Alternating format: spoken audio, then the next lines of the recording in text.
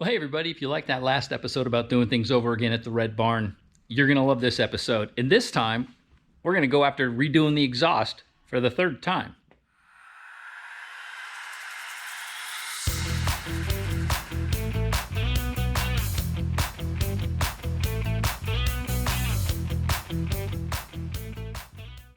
So as you saw in the episode where I introduced you to the LS car, I had a couple of things going on that in the end I decided I wanted to do over again.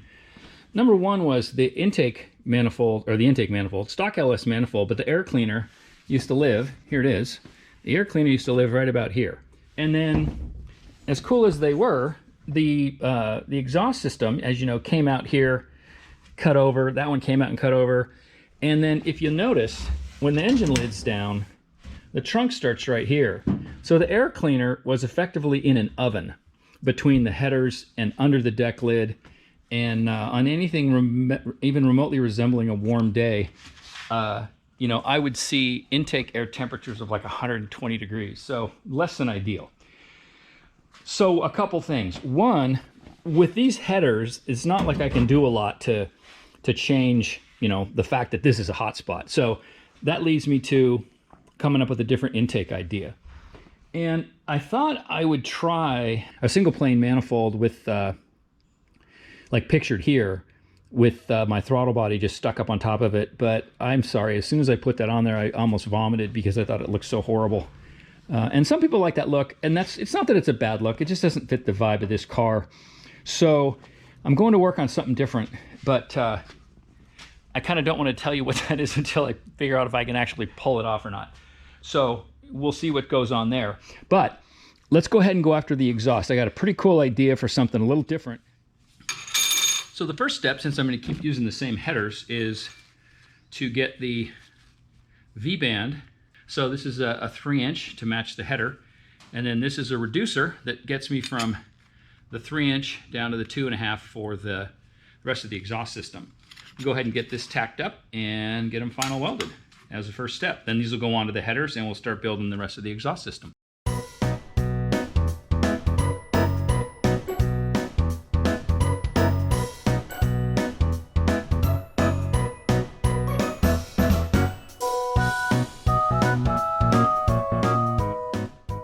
So there you go, just, you know, four little tacks to get things going, and away we go. So this happens to be a Vibrant Performance V-band flange. These are all, you know, they're all kind of the same, and you can actually mix and match them, but I have Vibrant on the headers already, so I figure I should stay with the same manufacturer just because why not. But anyway, there you go. So now final weld it.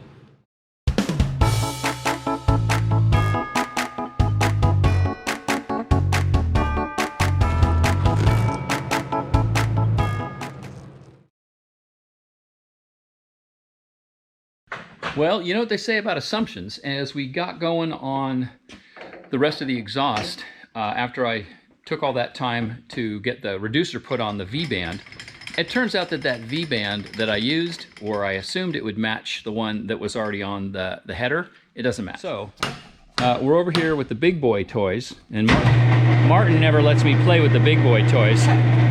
Plus we got to keep him busy and give him something to do. And we had to put this thing in the lathe, and we're going to have to deepen the notch in there, where the header's got a step in it, or rather the V-band flange that's on the header has a step in it, and this needs to be deeper, and then the outer diameter of this thing is bigger than what's on the header already. So anyway, we're going to have to do just a little bit of tuning of this piece.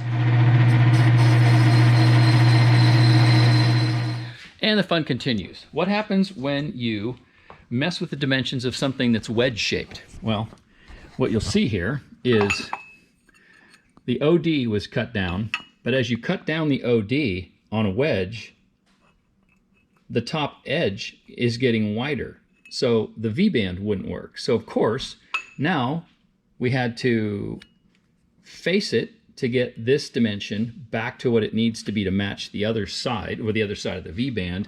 And then we now need to recut this. So we've got the boring bar on here, and now we're just going to go in and get this depth set to what it needs to be to match up to the V-band. That's on the other side of the header setup. It's always something, man. Okay, we're back from the secret undisclosed shop where we had the reducers got all squared away. And now we're back at the red barn, and we have now started in on the tubage. So what are we going to do here? Maybe I'll just wait until we well, you can kind of see that's kind of what it's going to do. I'm trying to do something a little more symmetrical. So what's going to happen is tube's going to come out here, down. There's going to be a join between the two tubes right in this area. Then they're going to crank around and come into the mufflers. And what's kind of cool, these aren't the mufflers that I'm going to use, but they'll be kind of like this. And what I like about it is now you can see the mechanicalness of the transaxle peeking out from under the car. Now there will be two center exhausts, but I'm going to try to keep them spread apart as much as I can. So hopefully it'll be something like, they'll be in approximately like, ideally, like this location. One on each side. So you'll be able to peek between them and see the trans. Okay, we're back at it here the next day, and after much head scratching and whatabouts and could this works and all that other stuff, Martin and I spent, I don't know, seems like another hour on the phone this morning. He's busy at work doing some welding while I was just helping a buddy with some CAD design stuff. But here's kind of what we're thinking. We're thinking that these tubes are going to come out of the headers, they're going to transition downward, and they're going to come together in what we're referring to as the kiss, and then split, and we're going to try to keep them as close together as possible at the back because of the nature of the muffler setup I'm trying to run. That everything will be centered here, and this little tray that I have bolted to the trans mount will serve as the height setting thing. So we have a repeatable location for the rearward pointing component of this. And what you can see here is that I've given myself clearance to the top of the transmission, and I might build a little heat shield underneath that. We'll see. I don't think it's going to be that big of a deal. Famous last words, right?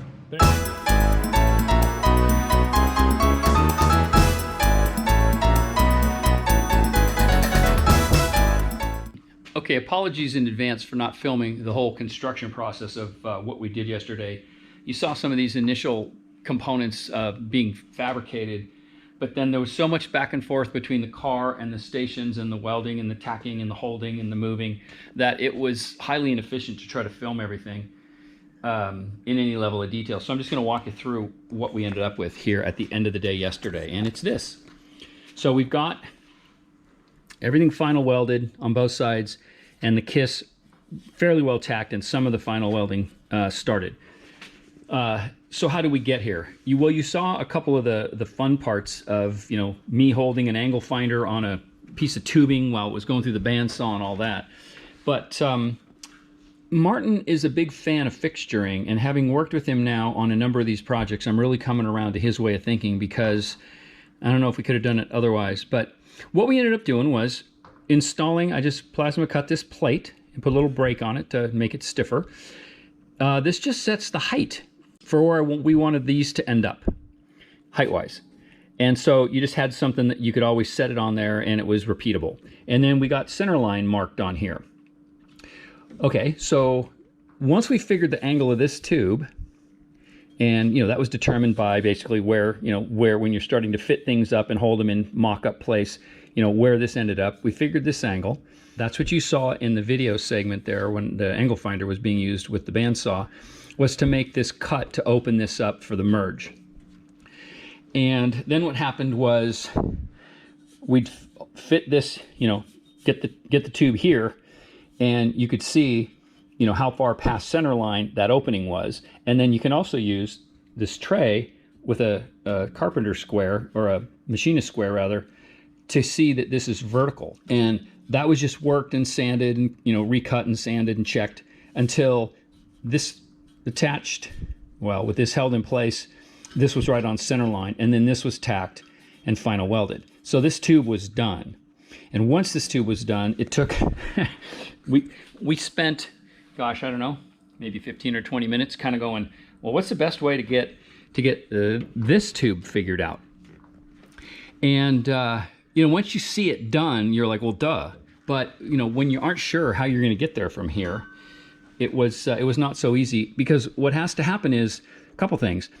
The oval cutout, well, what turns out to be an oval, but the cut line on this tube has to be exactly in the right place so that the oval, you know, the opening of the cut lines up front to back, top and bottom, at the exact same time that this joint is completely aligned.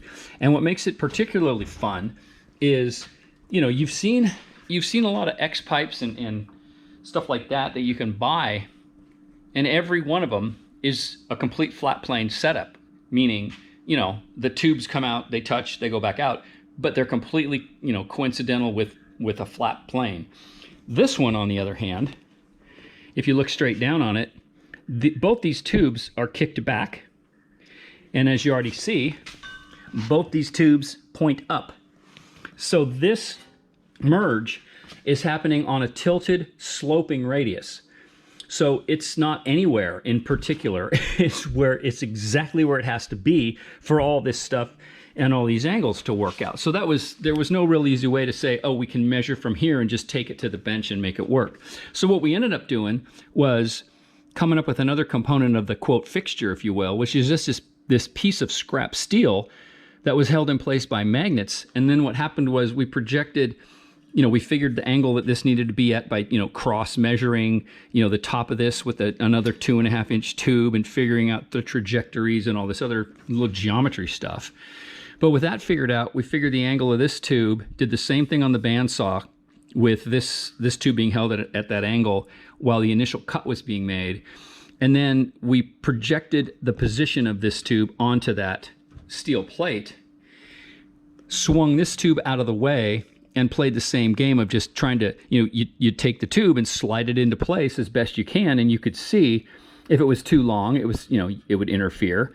And when you'd put it in place, it would start to try to lift this tube up so you knew it was too long, or that this center line, this opening in the radius for the merge was over center line. So it was a game of cutting this farther open, and checking the measurement to make sure it was in the same position or the necessary position and the same size as the opening on this tube, until everything finally got in place. And what was super cool is, here's a picture of that tube prior to being trimmed, sitting in place, no magnets holding it in place, no tack welds. The fit was so good, Martin got such an awesome fit on that it just stayed there by itself. It was amazing. Anyway, as you've heard me say many times in these videos, I could not be happier with how this is turning out. So that's how that tube got there. Oh, and then this was final welded, and then these were tacked together, and then we were able to pull it all out. And I shouldn't say that. This was tacked solidly. These were tacked solidly. This was already final welded. Then we could pull this whole assembly out. And that's the other thing to notice is this is all one piece. So we have to be super careful when we start welding in this crotch that we don't change the dimension between those mounting points on the V-bands. So that's going to be fun, but we know we have measurements that we've already recorded, so we know we can check it, and we'll probably brace that and, you know, maybe do a pre-spread on it so any shrinkage pulls it back into the right size. But anyway, that's how we got to here. Now I got to get back to the back of the car. And what I thought I was going to do was try to bring these tubes, you know, right back together, not together, but really close together back, and then I'm gonna have to drop down and out to the muffler setup that I wanna run. But after playing with this, I've got a couple of cutoffs. These are not obviously the right length for anything, but they give you the visual of the next element of the design. And that is, now again, these are rough cut, they're not even accurate, they're not the same, but just from a how, you know, what's gonna happen perspective, this is where they end up if we didn't do anything else. But you'll notice that the farther up this radius that these get trimmed, and the farther up the radius this next section gets trimmed, the tighter together these tubes will come. And we just have to make sure we have enough room between them to be able to get down into that crotch and fully weld everything. But the real kicker is going to be, I really only need them to be close enough together so that when we get back here, they can turn the corner and then do a 90 into the muffler inlet. And And while I thought I kind of liked a narrow look, now that I'm seeing it in real life, I kind of like a wider look. So that's the next thing to determine. I've got to get the mufflers mounted, get them set to the height I want, and then just, as they say, just connect the dots. All right, another day of just difficult to film with the back and forth and the cutting and fitting and holding.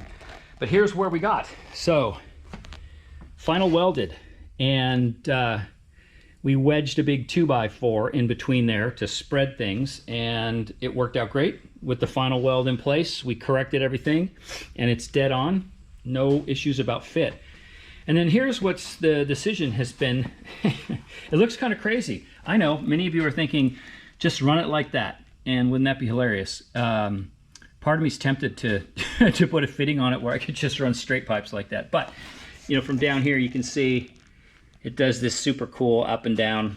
Anyway, this will give you an idea of how the muffler is going to work. I gave up on the center exit because the mufflers that I got, they don't make a shorty version with an in and out on the same side, which would have allowed me to stand these up, and I could have come, you know, in the top and out the bottom and out the center.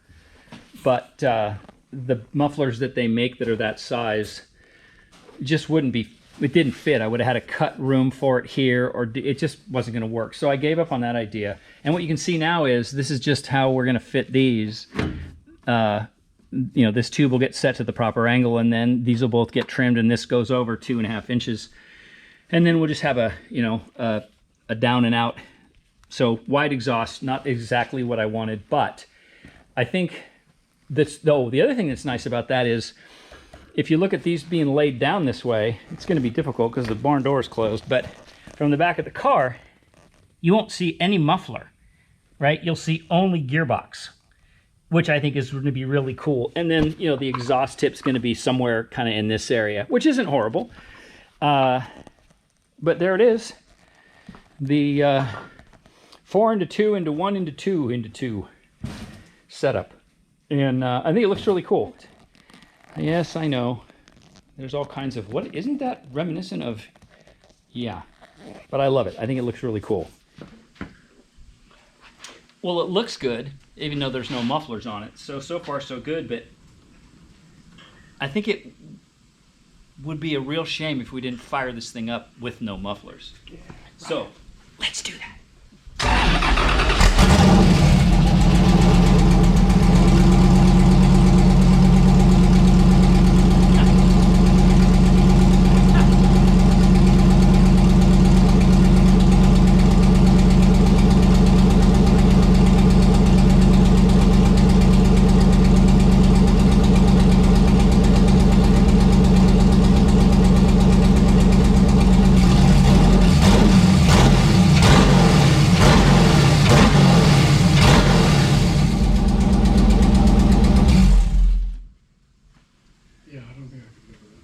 Okay, there's my bring a trailer cold start video. We'll save that for when we sell the car. All right, as silly as that was, here's kind of where it's going.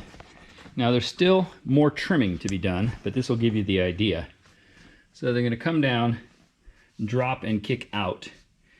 And I'm gonna run the mufflers upright like that because I think it gives it a better visual. It kind of keeps it the same-ish dimension as the rest of the tubes. It's gonna sit about like that. But this joint's got to get trimmed a little bit more, and that's going to cause the muffler to come up and go forward a tick. And the reason I want that is because when you get to the back of the car, you can see it just, the muffler hangs out a little bit. And I'd like to not have that be seen, but I think it's going to have to poke out a little, at least in this version of the exhaust. So let's call that it for this episode. When we come back next time, we'll have this all wrapped up. Maybe take you for a driving video and see how we like the car working in its current state. But I hope you enjoyed that. Let me know what you think with a comment down below. Maybe a like and subscribe. And we'll catch you next time at the Red Barn. Y'all take care. Bye-bye.